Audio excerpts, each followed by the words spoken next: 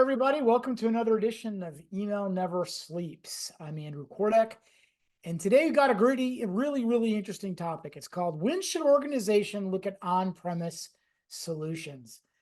And I think I got a guest here that's going to give us some great information. He's been in the industry for many years. You got a really cool background. Everybody, I want to introduce you to Mike Hillier of Kumo MTA. Mike, give us a little bit about your background, your experience, and what Kumo MTA is, and then let's just jump in. Sure, thanks. Happy to be here. So I started out in email in 2006. Prior to that, I worked in databases. I worked for a company called MySQL, open source database company that will become relevant later. I was a regular speaker at OSCON, PHP conferences. There were a lot of these software conferences. And sitting in the speaker lounge, I got to know the people who were the founders and some of the principals at a company called at the time OmniTI. And they had created, as almost every commercial MTA these days, or in this day and age have come out, they started out doing things like site consulting or building tools for emailers. And then eventually somebody says, hey, we need a faster MTA than what we're using now. Everybody's using things like postfix send mail. And so they got into this commercial sending kind of thing. And from there, I stayed that became eventually message systems, became SparkPost, became Bird. I was there until 2018. And as the focus kind of went to the cloud, I've been an on-prem guy the whole time. And so I wound up going into I built my own consultancy, Email Ninjas, and worked as a consultant again for on-prem email users. And eventually circled around to seeing that, as things evolved, world needed another MTA. And so here we are. Yeah. Well, that's awesome. So you and I were chatting before this, and I'll admit to the people listening, my only experience with on-premise solutions was when I first started out in email 24 years ago. I was using Lyris on-premise, and that was interesting to say the least. Certainly lots of things have changed over that period of time. I guess the one most important thing, and I'd love for you to explain to our audience, some people just think of it as email, right? And my press send and something goes out. What really is the difference between an on-premise solution versus a SaaS-based solution? And really, why should people care? Why should people care about what they do? So if you go way back, and I hate the fact that it's way back at this point, but if you go way back, when I started out in 2006, 2007, literally on-premises email was on the premises. You don't see it so much these days. I mean, obviously, very few people go into an office anymore at all. But you used to go into the office of someone, and it was great. Behind the reception desk would be the actual data center, right? So there's the person sitting there at reception. Behind them is just banks of blinking lights and network cables and everything else. It used to be fun. They'd have it right in the offices because it was cool, and because the team had to maintain those servers. This is pre-Amazon AWS, Google, all of that. And so if that wasn't the case, then they were in a co-location center, and that co-location center was usually right around the corner too, right? So when I still remember one time, I'm a Canadian, middle of November, I go down to Fort Lauderdale, and it was visiting a company that was before you got into Airbnb. It was couch surfing or something like that. And same thing, you go in there, their offices are surrounding a big data center, and we'd go in, say hello, and they're like, okay, can you install this in there, in the data center? And I'm like, sure, fine, I'll set the software up on a keyboard and mouse connected to the server. Data centers are cooled, servers produce a lot of heat, heat's not good for servers. Pretty cold inside, and I could always tell when they were coming to see me because they would put on these big heavy jackets because they're Florida guys. They'd come in and they're like, how's it going? Is it good? I'm like, yeah, no, it's fine. We're proceeding fine. Okay, great. And they'd go back out the door, and I'm sitting there in my t-shirt, right, working on this stuff going, this is wonderful weather here. I'm used to minus 40 at home. But that's literally where the term comes from. It was on the premises, right? And so on-prem was that, or it was in your own colo. So we used to not even really call it on-prem because it was all on-prem. And then we got into AWS, Windows Azure, Microsoft Azure, Google Compute, all that. Now suddenly it's virtual, you're putting it somewhere else. For the purpose of talking about email, we still kind of call that on-prem. Okay. It's still you're in charge of running it is pretty much what on-prem means these days. It doesn't matter if it's in your office, in your colo, in Amazon, you run your own server. Okay. And that's the difference is on-prem says, these are my servers, I run them, even if I rent them, I'm operating them. And by comparison, you have the SendGrids, the Spark posts and whatnot that are saying, we're going to take care of everything for you. We're just going to charge you a metered rate, but that's all you have to worry about is the metered rate, and we'll keep you up to speed on if anything breaks, right? So that's the two options most people look at these days. If you're using an ESP, same thing. They're running those servers. They're probably running them on-prem, but for your purposes, that's again a cloud now, right? That's being provided to you as a SaaS. Right, right. With I was reading a lot on Kumo MTA's site, doing my research, and I think you guys had put something on there like, when should organizations look to do something and work with Kumo? Like, tell me, what's that threshold, right? Because I think you had said if you're sending less than 1 million emails a month, go here. But like, what's your typical customer? What do you look for at your organization? So when we started out, we were very specifically targeting this for email service providers. So not those who use one, but those who operate one. And the reason for that is that they are very large scale senders. They've already taken care of all the other pieces of the puzzle when it comes to email. And this one piece of the puzzle is something that they're strongly interested in finding a new solution for. And so that was our original target. But as we started this up, we got a lot of inbound interest we weren't expecting. And so people were coming to us and saying, hey, we want to start doing this. This is interesting to us. And sometimes it's because open source is also referred to as free software. And free software, there's really two ways to use the word free, right? The one is free as in beer, and the other is free as in freedom. So Libra, right? So some people say software Libra. And the whole idea is that open source is not so much about being free as in beer, although it effectively becomes that, but it's about saying that the users are free to use the software, to modify it, to have access to the source code. They're not bound by a traditional license agreement. And that brings a lot of people straight to the table saying, oh, hey, yeah, no, we'd love to do that. But then you talk to them, and a few things I always ask them is, first of all, how much do you send?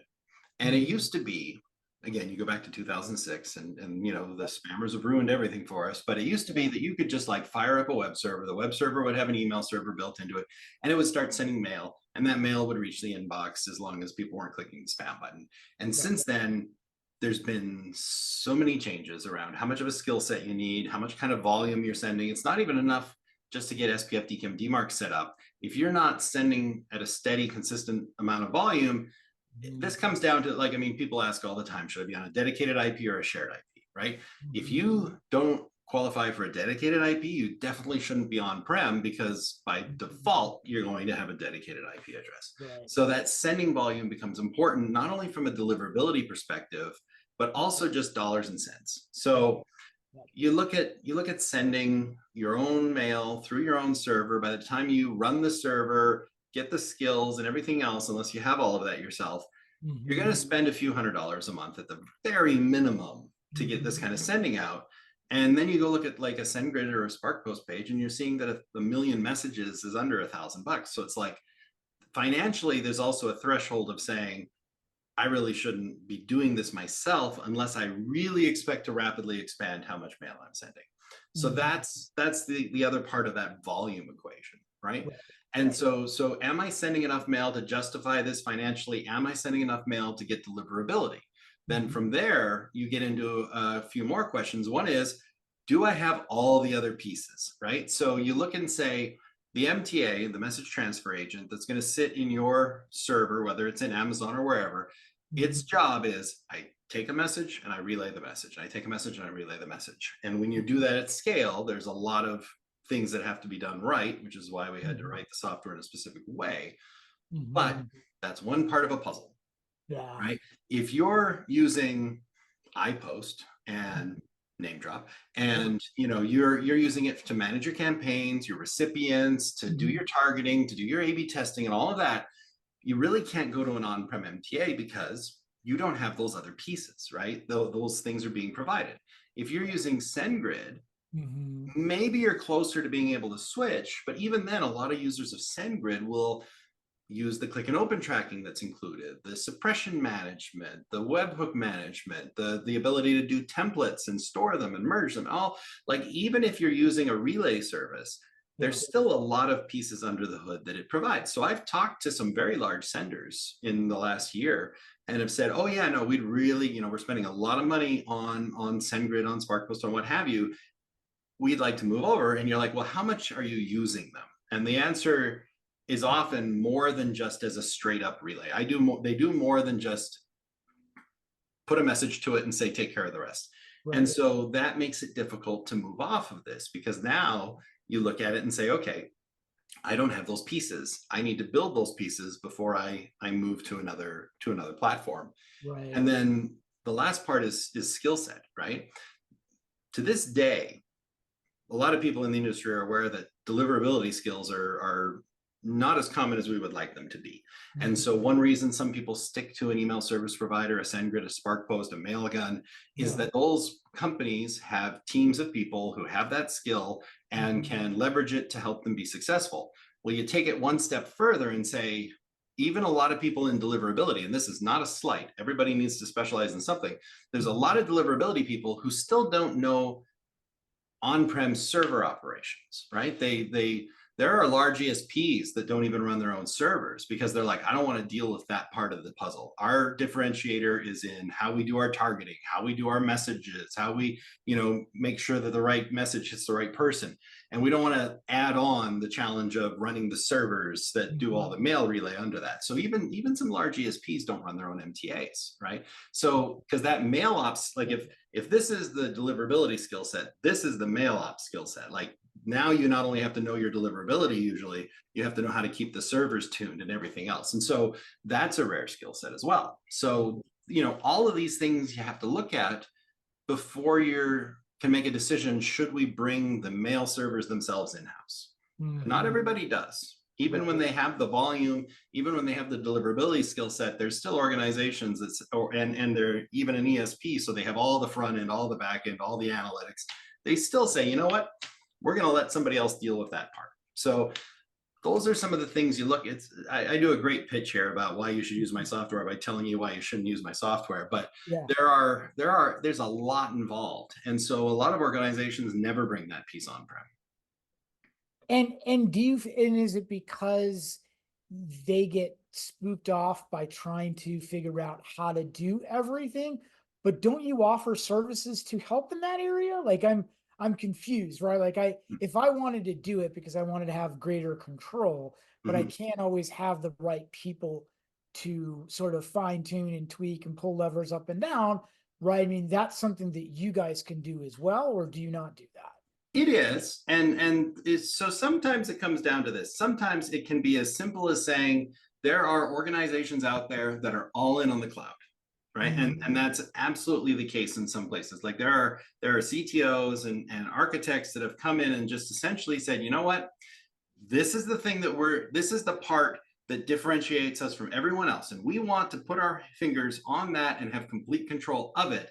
But everything else, we would rather sub it out. So these are the ones that'll go into Amazon, and like they're not database guys, so they use the Amazon hosted database solution. And they're not analytics guys, they're not web guys, so they use they'll use, like, some people use Amazon like it was a virtual machine place where it's just like VMware. I stand up virtual machines and we run everything inside of them.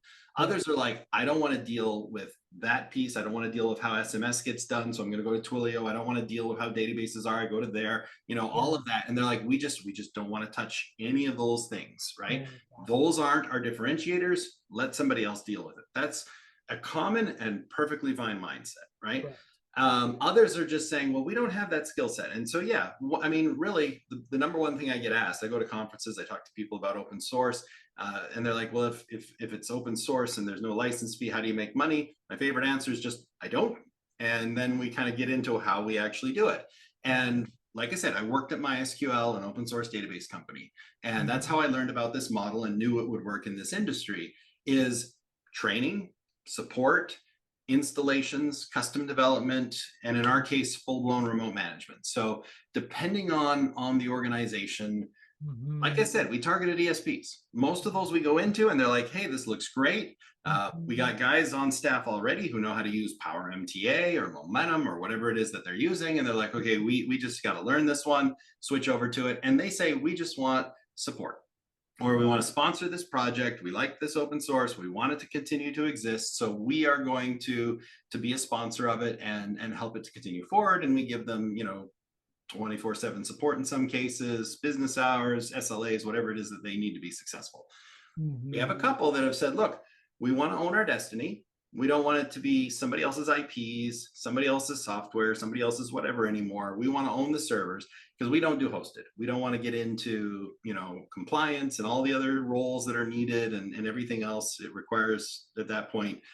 Like if you want to build a SaaS, you need venture capital. We're like, we don't want venture capital. We're completely bootstrapped, self-funded, no, board that we're beholden to. Wow. So we don't want to do the hosted model, but they'll say, well, but we'll say, hey, you get the servers, tell us where they are, give us the login, we'll take care of the rest. Because again, they're saying, I want to own my destiny on this, but I still don't want to deal with it. And so that's kind of where we find the sweet spot for a lot of these, is saying, that's your server, your software, your IPs. Because they try to, when they go this road, they always bring their own IPs because they're like, I don't want anybody else owning my IPs anymore. Yeah. So it's all theirs, and we just log in and make sure it runs, we monitor it, we update it, we do whatever it is that they need as far as that goes. So Got it. the thing about a services company is, what do you need? How do you be flexible? How do you give each user what they're after in order to succeed? And Mhm. just like the software, we wrote it so we don't have to predict what people do. It's got little scripts. You can make it anything you want. It's the same model we use when we talk to customers to say, okay, what do you need from us? What would you like? What's going to make you successful? And so that's the approach we use there as well. Great. And would the typical user be Mhm. somebody that obviously is very technical and proficient, not some emo marketer like me, right? Who's a strategist at heart. They are the people that really are the wizards behind the curtain when it comes to email. So you're not talking to marketing people. You're talking to what, architects, or you're talking to people that um, uh, mostly on the IT side, right? I mean, there's Generally speaking, the word ops is going to be somewhere in that title or in that organization, right? We're here to talk. And I remember when I was in sales, always get to the highest person, talk to the CTO. You actually never talk to the CTO. He's got better things to do. His team's going to tell him what they need, and he's going to say, "Sounds good, do it." yeah, So, but you're going to get into the people who are doing deliverability ops, mail ops. Sometimes they're called the SREs. In any case, it's the people. Yes, it's those guys behind the curtain. It's the guy in the bottom. I've walked into, I mean, over the years, I've pretty much walked into every ESP's office on the, in the country at one point or another, and sometimes around the world. And yeah, it always amazes me because you go into some of these places and there's it used to be the big glass building, and you walk in there and there's like, they own like 5 floors of it or what have you. And you work your way through and it's like, all right, well, here's the sales and marketing floor. And, the whole yeah, floor is full of, cubes doing sales and marketing. You go down and you walk past the copywriters and the graphic designers, if it's a full service kind of shop where they do all of that for you, and you keep going down, and then there's the whatever else there is, and then you wind up in the it's office space, then you wind up in the basement in the corner, this guy's, and there's, you would not believe the number of these organizations that literally have one guy, abstractly saying guy, one person yeah, who's responsible for and capable of keeping that actual email server infrastructure running. yeah, And it amazes me every time I see it, because you're like, this whole company, and this is again back before omni-channel and everything became bigger. Like, this whole company is completely dependent on email as yeah, its lifeblood. And yeah, the actual email servers, the actual system that makes the mail go, is yeah, down to one person who can never go on vacation because there's no one else to backfill them, right? Like, yeah, yeah. that scenario has played out so many times. It's crazy. I'm chuckling because your description reminds me, and I don't know if you've seen Silicon Valley Mhm. from HBO. It reminds me of this server guy that's in the basement amongst all these different servers, and he doesn't see the light of day, and it's nice and cool down there, but there's no windows, no nothing, and he or she, or the gentleman in the show, was just one of these guys who'd be like, let me take you to your server, right? I mean, Yeah. you know, like it just kind of makes me chuckle that it's always in the basement, right? It's Mhm. never, it's never at the top floor. So we've reached time, and man, I've actually learned more in the last hour, just not only talking to you, but doing my research and my research last week, on you guys. Uh, Top two or three key takeaways. If someone were listening to this and they were considering Kumo, MTA, or something else, what are your top takeaways? What would you ask them, or what would you want them to at least think about before contacting you guys? So the amazing thing is, like, we came into this and we're like, I don't think we'll ever wind up with a salesperson, because those who need this Yeah. find us. It's amazing in that way. Like, if you, it, email infrastructure is definitely in the if you know category. Like, Right. we'll reach out to someone, they're like, oh, I've been watching your progress for a while now. I heard about you from whoever. Like, the word, this is a very small industry. Word of mouth gets out very quickly. And Right. so at the end of the day, what it comes down to is these organizations say, hey, we've Mhm. been with an existing solution. Generally speaking, the ones that are out there have kind of become under supported, underdeveloped, but we still have to pay a license fee every year, or we still have to pay support and maintenance, because if we don't, either the server's going to stop entirely running, or we're not going to get any updates. We're not going to be able to keep up. Comcast actually just did a post talking about how now they're going to enforce TLS 1.2 or 1.3 at a minimum. And older MTAs can only do 1.1. So guess what? You're either going to update that software, or Comcast is going to start rejecting your mail. And so it's like, or they're at least going to treat it a little less favorably. And so it becomes a matter of saying you have to keep up to speed, which means you have to keep paying, even if you don't like the pace of improvement or lack thereof. We went open source specifically to say we want to do business by not locking people in. We don't want to lock them into licenses. We don't want to force them to do, again, we don't even do hosting because we don't want to force them to use our infrastructure. Mhm. It's a different way of operating, and it's been very well responded to. People are like, hey, I don't have to wonder what your roadmap is. I can see your code, evolving in real time as Right. I watch your GitHub, right?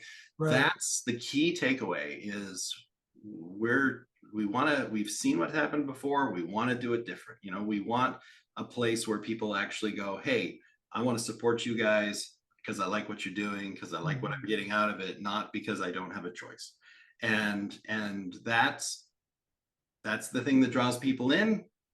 The only other half of that is make sure that that's something you're ready to do. When we're talking to the ESP, if they're already on-prem and they're already using a server, it's pretty Mhm. straightforward at that point, right? We Mhm. migrate it over and they carry on with the new. But otherwise, consider whether that's the right answer. Just because something's less expensive doesn't mean it's a better option for you, because if you don't have the ability to leverage it properly, Yeah. that's not going to turn out well necessarily, because this is not something that's casually done. Yeah.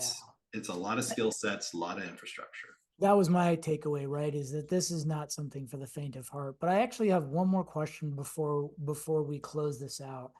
Do you think, people talk about the evolvement of email marketing and email in and itself. Do you see this sort of open source MTA as the future, and some of these other ones that lock people in and consistently pay? I mean, certainly I think you would like to have it be the future, right? But, when we start talking about innovation, we usually talk about like, the shiny bright objects, but this is the kind of stuff that really, I think, makes a difference. Do you see this as the open source MTA? Do you see this as the future of email?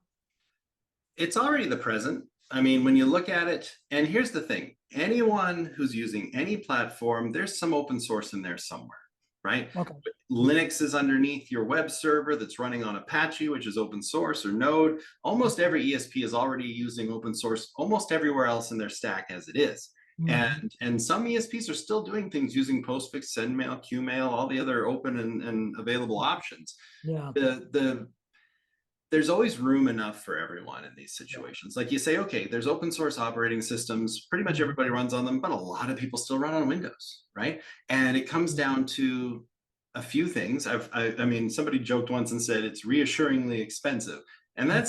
that's not wrong, right? Like, you Right. know, part of why you want to get the Aston Martin instead of the Honda is because, well, that price feels like it comes with, I Yeah. assume, better mechanics, better designers, right? All of that. Right. And a lot of open source is project rather than company. Like you look at Apache and all these, it's somebody built something to scratch an itch and then found a way to share it.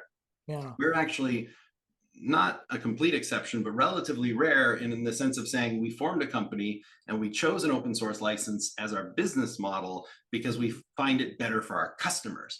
Yeah. But that even where that's happened in other things, it Yeah. doesn't preempt commercial. There are Right. people who want that, whether it's because it's what they're familiar with, or they don't usually have an open source company that can say, we'll provide you with full support.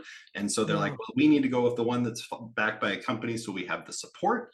Yeah. Whatever that is, there's always going to be all of the above, right? There's always, and frankly, I mean, no matter how nice on-prem is, there's always going to be people who, again, would rather put it in the cloud because they make an active decision to say, this is not the differentiator for my company. I Yeah. want somebody else to deal with it, right? Yeah. So there will always be ESPs, there will always be relay providers, there'll always be commercial MTAs, there'll always be open source MTAs. Like it's a big world out there. Yeah. And really the beauty of it is people can choose what works for them. Yeah. That's a great way to end it, Mike. And thank you so much from Kumo MTA for being with me and educating me and educating our audience. I think it really, really helps. As I mentioned to everybody all the time, at the end of this recording, you'll be able to get where to get a hold of Mike, his LinkedIn profile, where to ask him additional questions. I'm sure he'd be happy to answer them for you. So wanted to thank my guest, Mike Hillier from Kumo MTA again today. Thank you so much for your time. I really appreciate it. You were awesome. And as I mentioned to everybody all the time, keep emailing, but try something innovative and try to do something different to make it iterative. Until next time, everybody, thank you again. And thanks again, Mike. Thanks for having me.